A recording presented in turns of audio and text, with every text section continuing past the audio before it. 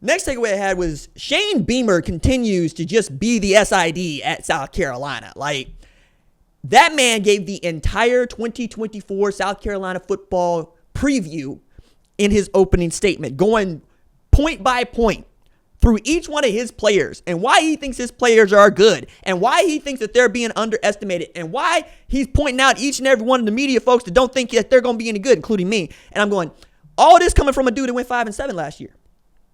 5-7. And now I think you're a 6-win team in 2024. But that's one game of improvement. Now, granted, you play in the SEC. It's tough. And you got a real tough schedule. You got to play Oklahoma. That's number one, right? I think that's number one for you. You also finished with the same record as Florida. So to his point about the SEC being difficult, Florida we know of as a really good football program that's had a couple of down years with Billy Napier. But South Carolina's been able to keep pace in that way. It's just South Carolina's never been one of those teams that we expect to be at the top of the SEC in the way that we expect Florida to be at the top of the SEC. But they need to find the form that they showed in 2022 when they beat Clemson and Tennessee back-to-back games. And Shane Beamer got to say, hey, look, Clemson was worried about getting to the playoffs. They need to be worried about winning the football game.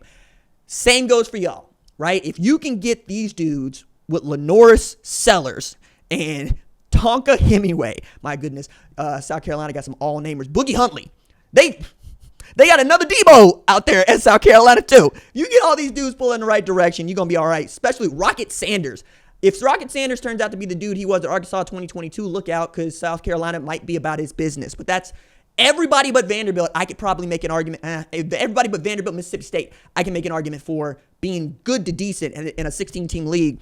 And that's where South Carolina falls for me. But I thought the way in which Shane Beamer wanted to come out and present a front that says, at South Carolina, we expect to be competing for championships and make the college football playoff. Okay. It's nice to have goals.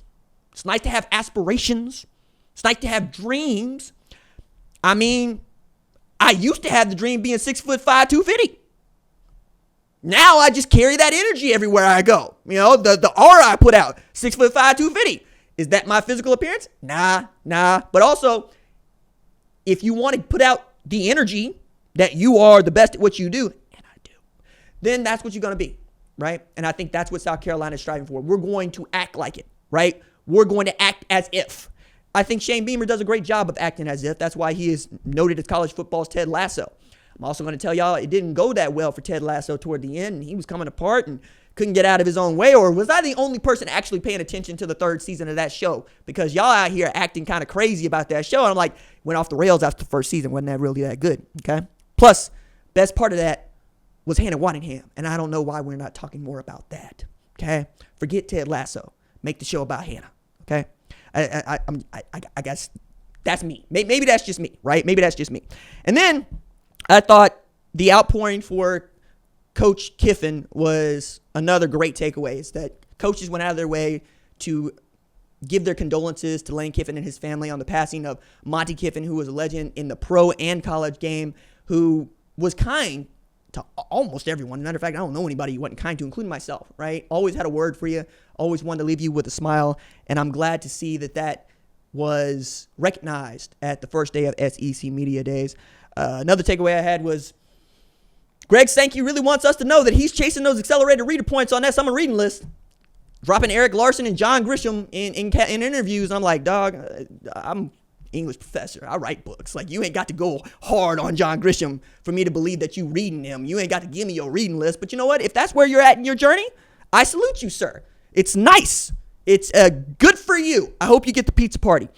The next thing is the SEC needs to put on its villain hat once again. Like, I didn't see any villainy out of Lane Kiffin and Brian Kelly, who can give you villainy vibes if that's what you want. But I'm looking for who is the villain in this conference now? Who is everybody just want to see lose in the worst way?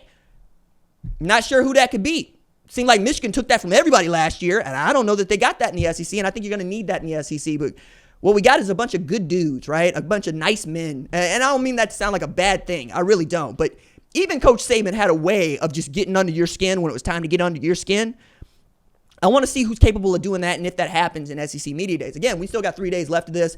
Eli Drinkwitz is going to get an opportunity to take over this mantle. You know what I'm saying? We're not going to see such a thing from Kalen DeBoer.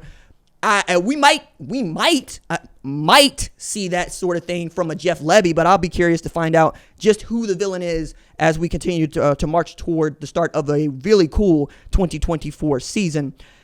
Last takeaway I had from this is going to be the lowest that I think SEC Media Days is going to be. I mean, we had South Carolina, we had LSU, we had Vanderbilt, we had Ole Miss. We had basically two teams that we expect to be in the conversation to win conference championships, one team that we expect to get that 6th win, and another team that I don't know why Vanderbilt continues to play FBS football if this is what they're going to be.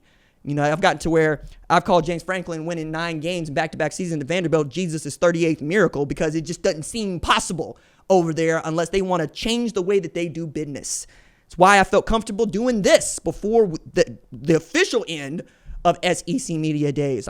It's like that. Also, by the time you are watching this, have booted up EA Sports College Football 25, and I am into Dynasty mode, and I plan to talk about that at some length and write about it at foxsports.com. We'll be back here on Tuesday to talk more about the SEC, what we learned from SEC Media Days. I'll give you more takeaways, and as news continues to come out, talk about it. Also, continue to look for that 134 project. Very excited about it. 20,000 words that I wrote, ranking each and every one of the FBS teams that we have. Next year it'll be 136. I'll do 136. Top 25s are coming. I know how much people enjoy those. I know that I enjoy doing them. And I'm really excited to get to August because then we're going to start playing football for real.